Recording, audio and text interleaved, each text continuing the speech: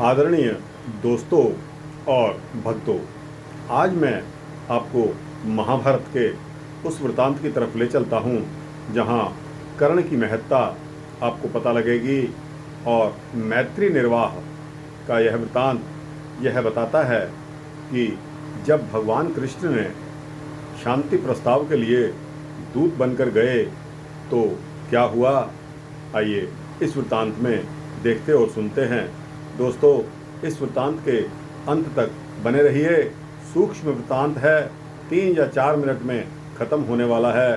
तो दोस्तों, यह वृतांत बहुत ही रुचिकर है। आपसे प्रार्थना करता हूँ कि इस वृतांत के अंत तक बने रहिए और इस वृतांत को तन मन लगाकर सुनिए। दोस्तों, वृतांत को शुरू करते हैं। पांडव जब अपना अज्ञातवास काट रहे थे तो 12 वर्ष का वनवास तथा 1 वर्ष का अज्ञातवास वो जब पूर्ण कर चुके थे, वे उपप्लव्य नगर में अपने पक्ष के वीरों को इकट्ठा कर रहे थे। भाइयों में युद्ध न हो और महासंहार रुक जाए, इसके लिए श्री कृष्ण पांडवों के दूत बनकर हस्तिनापुर दुर्योधन को समझाने गए, किंतु हठी दुर्योधन ने स्पष्ट कह दिया कि युद्ध के बिना सुई की नोक के बराबर भी भूमि पांडवों को वह नहीं देगा।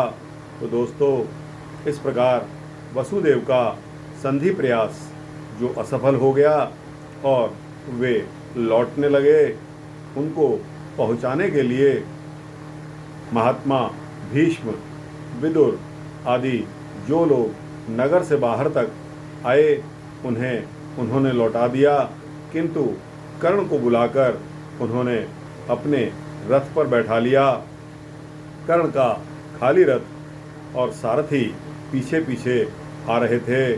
दोस्तों, अपने रथ पर बैठाकर श्री कृष्ण ने आदरपूर्वक कर्ण से कहा कि हे वशुसेन, तुम वीर हो और विचारशील हो, धर्मात्मा भी हो।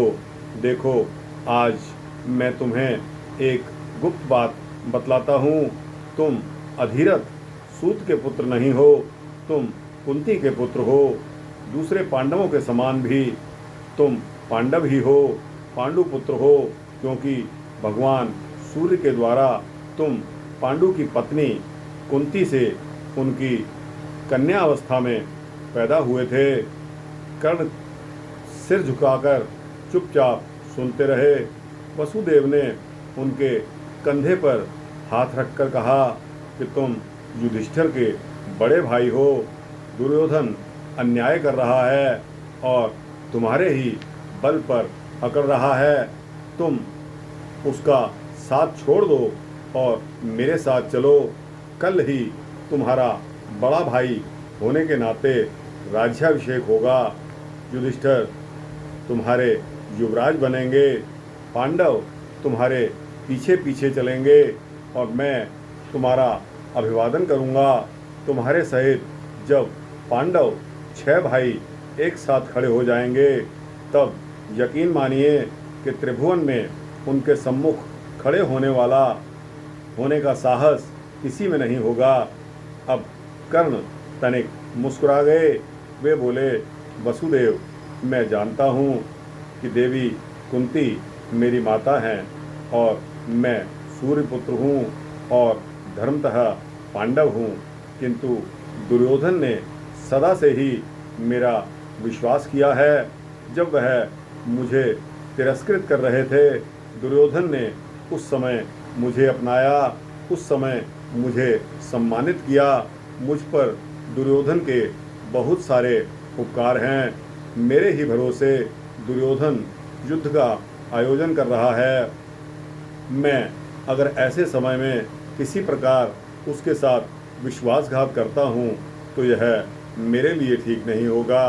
आप मुझे उनके पक्ष में युद्ध करने की आज्ञा दे दें। होगा वही जो आप चाहते हैं, किंतु क्षत्रिय वीर खाट पर पड़े पड़े ना मरें, युद्ध में वीर गति को प्राप्त करें। यह मेरी इच्छा है। कर्ण, श्री कृष्ण ने कहा कि तुम मेरा भव्य प्रस्ताव भी नहीं मान रहे हो, तो तुम्हारी इच्छा युद्ध तो होना ही है। श्री कृष्ण ने रथ रुकवा दिया। उस रथ से उतरने के पूर्व कर्ण बोले, वसुदेव, मेरी एक प्रार्थना आप अवश्य स्वीकार करें। मैं कुंती पुत्र हूँ, यह बात आप गुप्त ही रखें, क्योंकि युधिष्ठिर एक धर्मात्मा व्यक्ति हैं। उन्हें अगर पता लग जाएगा कि मैं उनका बड़ा भाई हूँ तो वे मुझे राज्य दे देंगे और मैं दुर्योधन को दे दूंगा, क्योंकि मैं दुर्योधन का कृतज्ञ हूँ। अतः युद्ध उन्हीं के पक्ष से करूँगा, किंतु चाहता मैं भी यही हूँ कि न्याय की विजय हो, धर्मात्मा पांडव अपना राज्य प्राप्त करें। जहाँ आप हैं, विजय तो वहाँ होनी निश्चित ही है। फिर भी आप मेरा यह अनुरोध स्वीकार कर लें। महात्मा कर्ण का अनुरोध स्वीकृत हो गया। वे श्री कृष्ण के रथ से उतरकर अपने रथ पर जा बैठे और हस्तिनापुर की तरफ चल दिए। दोस्तों, यह जरा सा वृतांत है, लेकिन भगवान श्री कृष्ण का अथक प्रयास देखिए। अंतिम क्षण में भी उन्होंने युद्ध न होने की बात चाही कि जिससे दोनों पक्षों में कोई समझौता हो जाए, और सिर्फ 5 गांव उन्होंने दुर्योधन से मांगे। बाकी उन्होंने कहा कि तू सारा रख लेना, मगर दुर्योधन का यह जवाब कि मैं सुई की नोक तक भी नहीं दूंगा युद्ध के बगैर। तो दोस्तों, यहाँ युद्ध होना तो तय है, लेकिन युद्ध में खून खराबा कितना होता है यह आपको मालूम ही होगा। कितना खून खराबा कि जिसमें आम आदमियों की लाशें खूनों खून, लहू लुहान, जो कि लाशें उठाने वाला भी कोई नहीं मिलता। तो दोस्तों, यह वृत्तांत आपको कैसा लगा? अच्छा लगा हो तो इसको लाइक और शेयर करके अपने दोस्तों और मित्रों और भक्तों को अवश्य भेजें। इस वृत्तांत को सब्सक्राइब करने से आपको इसी तरह के धार्मिक वृत्तांत मिलते रहेंगे। जय श्री राम, जय श्री कृष्ण।